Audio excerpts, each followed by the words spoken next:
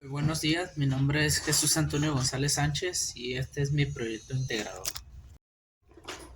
Primer punto, definir con mis propias palabras qué es una base de datos orientada a objetos.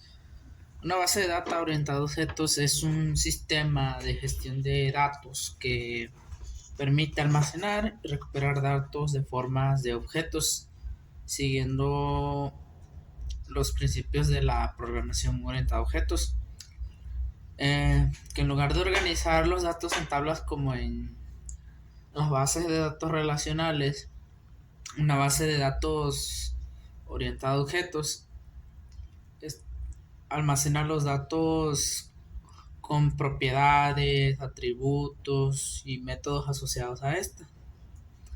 Eh, estos objetos pueden heredar propiedades y comportamientos de otras clases, lo que facilita mucho la reutilización del mismo código y la representación más realista, más fiel al mundo en el que los datos que se tienen y sus comportamientos y relaciones que tengan estas entre sí.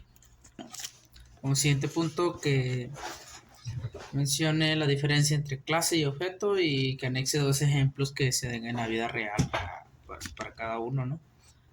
La diferencia entre clase y objeto es que una clase es una plantilla o donde se define, se describe la característica y comportamiento que tendrán los objetos pertenecientes a esa clase.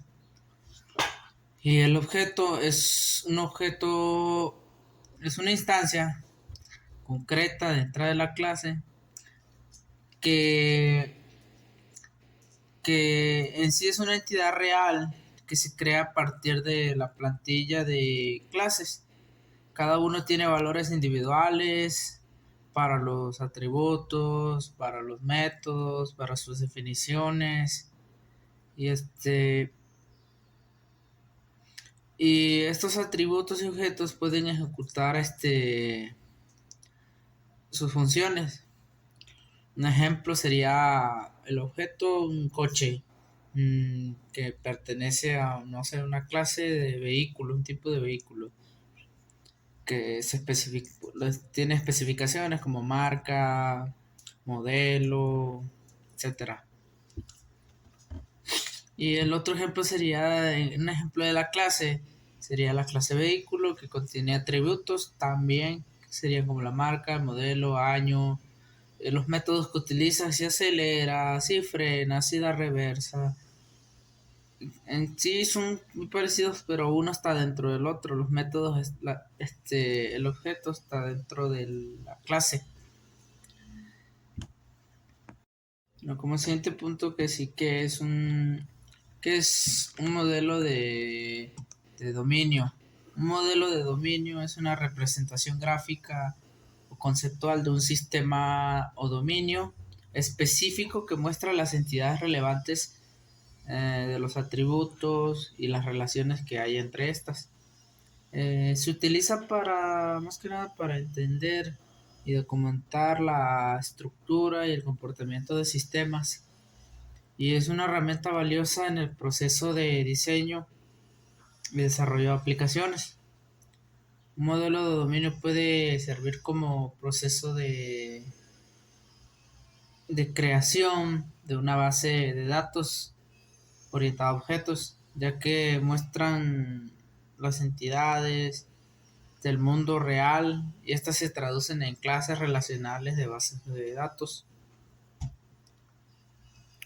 Este, Dentro de estas hay otros datos como en una base de datos se encuentra el mapeo de datos. ¿Qué es esto, dirán? Pues dentro del proceso de modelado de bases de datos es necesario describir las características de los objetos en sí, o en este caso de las clases, que serían, en este caso, ¿no? Serían los atributos, los métodos, las herencias, y y en sí es lo que rige para que se empiece por un rubro para las bases de datos. En este mismo punto tenemos que, después del mapeo de datos, ¿qué términos son necesarios para describir las características de una clase? Como lo venía diciendo, están los métodos, los atributos, las clases que diferencian para que en sí la base de datos sea lo más fiel al mundo posible o el objeto en sí que se vaya a trabajar. Y por último tenemos que sí cuál es la diferencia entre una base de datos en SQL y no SQL.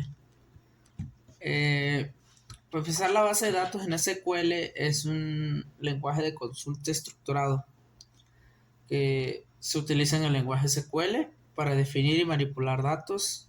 Estos almacenan datos en tablas relacionales y filas y columnas.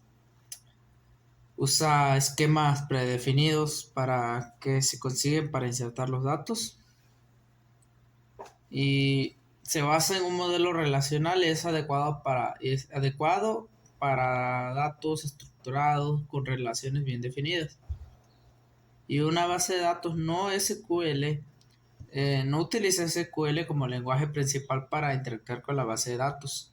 No tiene esquemas fijos, lo que le permite que una mayor flexibilidad en los datos almacenados. Puede manejar grandes volúmenes de datos no estructurados o semiestructurados y, y puede escalar horizontalmente de manera más sencilla y distribuirse en varios servidores.